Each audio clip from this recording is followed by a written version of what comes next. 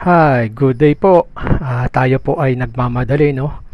Kaya ang dadaling ko po yung aking electric scooter para mabilis tayo at iwas po tayo sa traffic. Yan, kaya let's go. Yan, nilabas ko na po yung aking electric scooter, no? Kasi ito po medyo pag nagmamadali ako, ito na po ang ginagamit ko. Bali Xiaomi ano po ito, Xiaomi second gen, no? Xiaomi 4 Lite second gen. Yan, no? Smooth naman po ang takbo niya kasi sa akin po gusto ko po yung meron siyang yung interior po, no? Kasi yung solid ho matagtag dati meron nga po ako solid yung gulong, ang tagtag kahit sabihin yung may mga shocks na siya. Ito namang Xiaomi okay po, ano to 25 kph ang takbo, pero pwede na sa mga hindi naman natin masyadong kinakarir ang pag-electric. Kung pang service lang po pwede na to, kahit sa lubak okay din naman siya yan, very smooth po. Hindi na rin tayo naghangad ng matulin. Siyempre may edad na tayo, kaya kailangan medyo alalay na tayo. Bali palabas na tayo, no? Bali papunta na po tayo ng highway. Kasi po may bibilin lang ako dyan sa labas, nagpamadali po ako para makabalik. At least kung ano nandun ka na sa pupuntahan mo, pwede mo na lang siyang itali. Kung meron kang kadenang may padlock, pwede na po yan. Ngayon ho medyo matraffic na rito. Yan ho, medyo alalay. Ang ginagawa ko po rito, pag tatawid ako, bumababa ako, nilalakad ko na lang. Yan, hindi ko po pinipilit na sumakay. Meron tayo nakasalubong electric din, lalo po ganito, no? Medyo traffic na, lalo na ito malaki yung truck. Medyo alalay na po tayo rito. Bali nilalakad ko na lang po siya. Yan, ito na maganda sa electric, pwede mo ilakad. Yan, bali matraffic na po. Bali tayo po ay lumipat na sa kabilang lane, bali pabiyahe na tayo. Yan, medyo maganda naman flow, maganda ang flow ng traffic dito, saka maganda na rin yung daanan. Yan, tulad na ito, medyo bumabagal ni usod. Ginagawa ko dito po tayo sa gilid, no? Medyo nandito tayo sa bicycle lane, no? Yan, tsaka pag nag-electric scooter po kayo, maganda po palagyan nyo ng side mirror, yung rear, kasi para nakikita nyo po yung left side kung may sasakyan o wala. Ako po nilagyan ko po ito para sigurado. Meron naman po sa shopping na bibili. Yan, kaya dito lang po tayo sa kabilang side, nalalay lang tayo. Yan, may mga nakamotor po dyan sa aking unahan.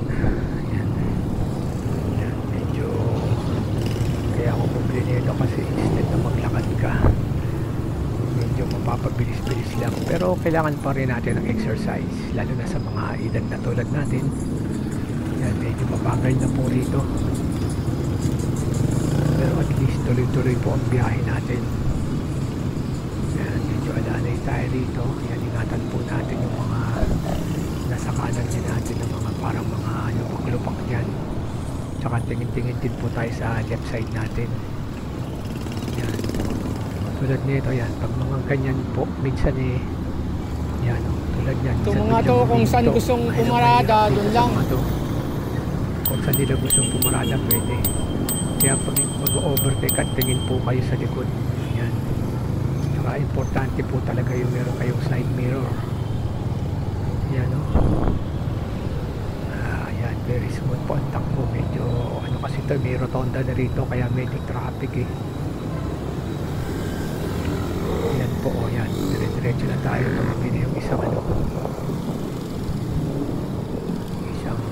dito, padyo pa tawag dito, yung pumalit sa mga tricycle. Yan, ang dami na din yan. Yan, dito na tayo sa rotonda. Yan, dito alalay lang po tayo, lagi tayong tumingin sa kaliwa at sa kanan. Kailangan po lagi may pag-iingat. nyo, ano, kung di ako nag-electric, malamang nandun pa ako sa bandang bungad. Yan, lalo na pag ano po, may rotonda, siyempre alalay ka kasi may dumidiretso, may kumakanan, may kumakaliwa. Yan, tulad yan, traffic na naman po, no? Kaya dito po ako sa gilid yan. Kasi may malaking truck, pero maganda naman po ang flow ngayon ng traffic, dire-diretso. Itong area to maluwag na. Yan, dito lang tayo lagi sa gilid eh. Wala naman po masyadong bisikleta.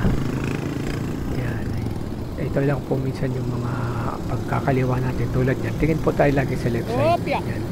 Kasi minsan merong mga tricycle or mga jeep na biglang pumaparada. Kung saan nila gusto pumarada, doon daw po sila.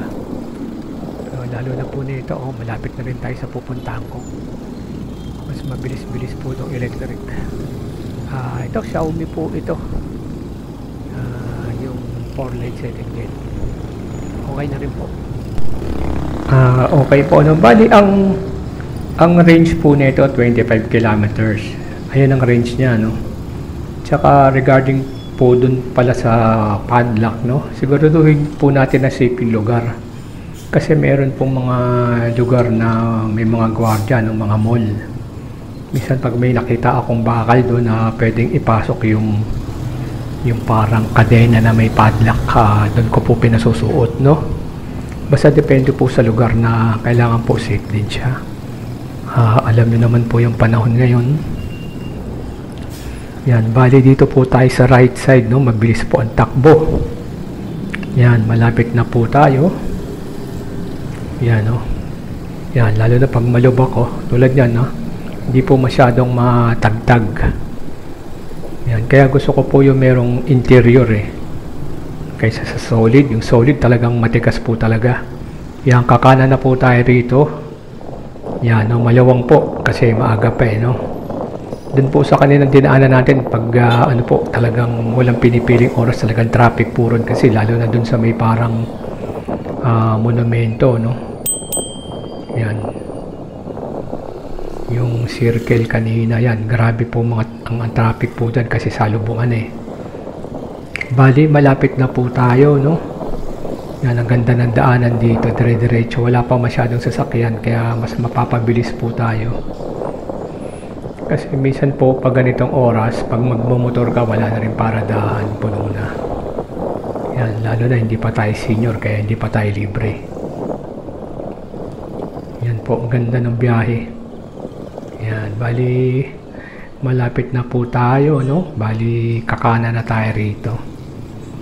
Yan, basta siguraduhin nyo po yung pagpaparadahan ng e-bike nyo. Safe po siya, no? Kaya siguraduhin nyo pong nakalock lagi. Yan, bali, papasok na po tayo dito sa isang mall. Yan, nandito na po tayo. Dito kasi ano to safe po rito, may mga gwardiya. Yan.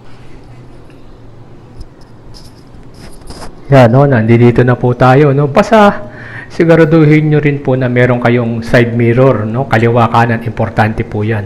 Ayan, okay. Papark na po tayo dito sa isang tabi rito. Okay. Thanks for watching po. God bless.